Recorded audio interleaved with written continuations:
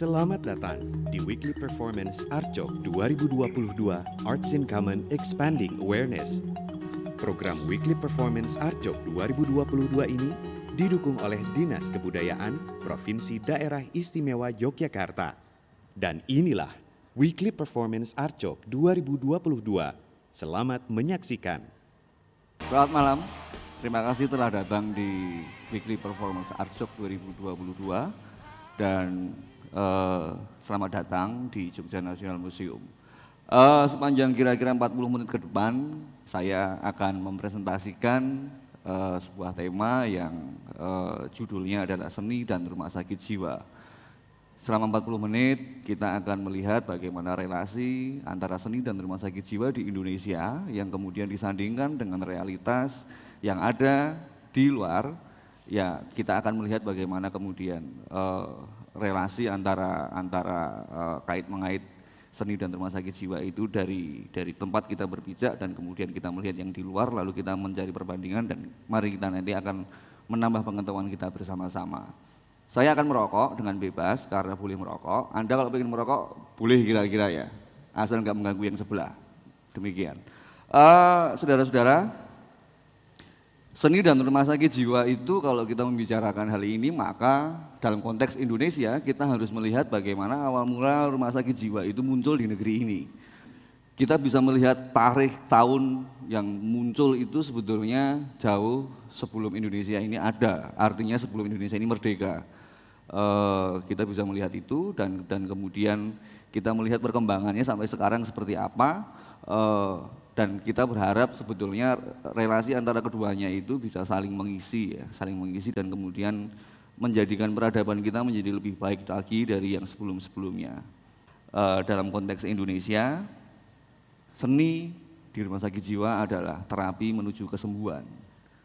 Seni di sana tidak berbicara tentang konsep yang canggih, tidak berbicara tentang craftsmanship, keterampilan, tidak berbicara tentang hal-hal yang cukup rumit seperti yang kalau kawan-kawan sempat melihat ke depan, melihat pameran itu pameran yang konsepnya sangat kuat, kemudian craftsmanship-nya itu juga sangat kuat dan kemudian kita bisa menikmati pengetahuan yang segar dari karya-karya itu. Di rumah sakit jiwa tidak demikian situasinya.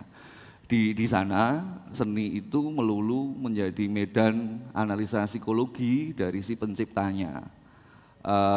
Sebelum saya melanjutkan, Anda sudah pada pegang kertas dan ada spidol, silahkan gambar apapun dengan bebas. Boleh gambar wajah, boleh gambar pohon, boleh gambar apa saja terserah. Anda bebas menggambarkan apapun yang melintas di dalam kelebatan pikiran Anda, atau kalau gambar nggak bisa nulis boleh, nulis I love you gitu mesti ya bisa kan, atau nulis yang lain bebas silahkan. Nggak ada aturan baku harus menggambar apa. Dengan udah dapat spidol belum Mbak? Kok berdua telas Mas spidolnya Mas? Kalau masih ada spidol Mbaknya ini belum dapat Mas.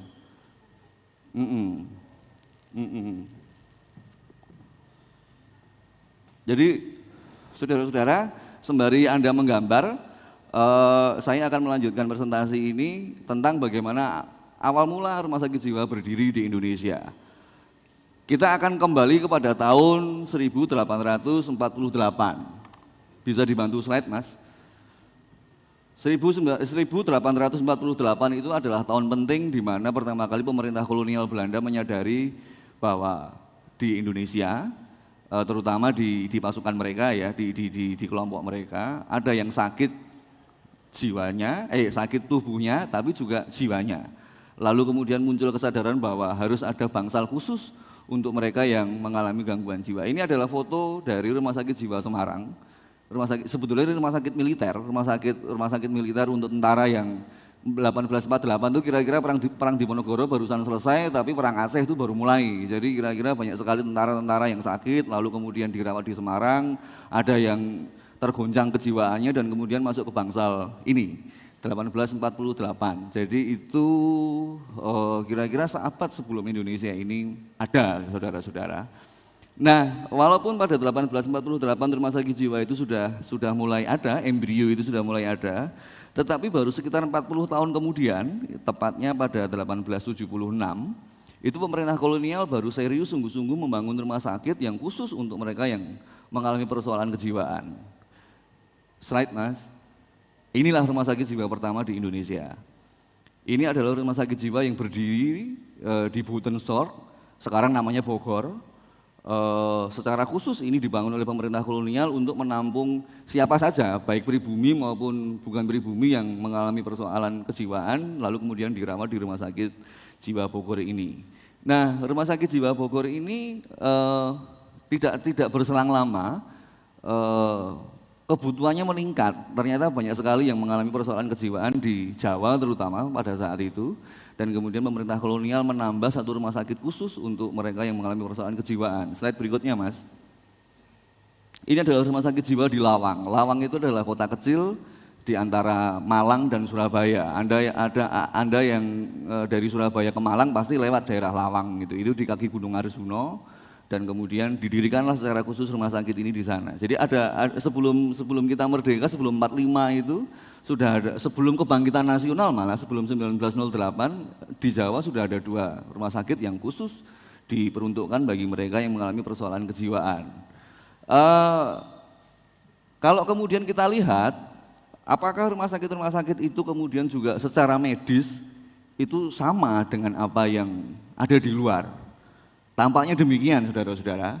Jadi walaupun kita kalau dibandingkan ya kita 1848 baru mulai ada embrio rumah sakit jiwa. Kalau di Inggris itu tahun 1252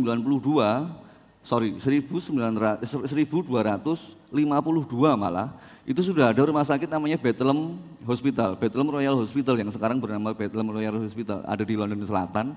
Nah, itu adalah rumah sakit yang saat itu dibangun oleh pemerintah Inggris di sana, kerajaan Inggris untuk menampung para milisi atau tentara lah kira-kira yang terlibat dalam perang salib jilid terakhir. Mereka yang perang di perang salib jilid terakhir itu bersama Richard Lionheart, Richard Sihatisinghe, dan kemudian berantem dengan di sana, di pihak sana ada Aliuddin Al-Ayyubi itu. Pulang dari sana mereka bermasalah kejiwaannya, lalu didirikanlah rumah sakit itu untuk mereka yang bermasalah dengan kejiwaan di Inggris tahun 1292. Kira-kira itu 1252. Kira-kira 50 tahun sebelum Kertanegara memotong kupingnya Mengci, utusan Mongol yang datang ke Singasari. Jadi kalau dibandingkan dengan apa yang di sana dan di sini saat itu kita ketinggalan jauh. Tetapi pada tahun 1800-an, abad ke-19, tampaknya kita sudah mulai memiliki kesamaan treatment, mempunyai kesamaan kesadaran secara ilmiah untuk mendekati fenomena gangguan jiwa.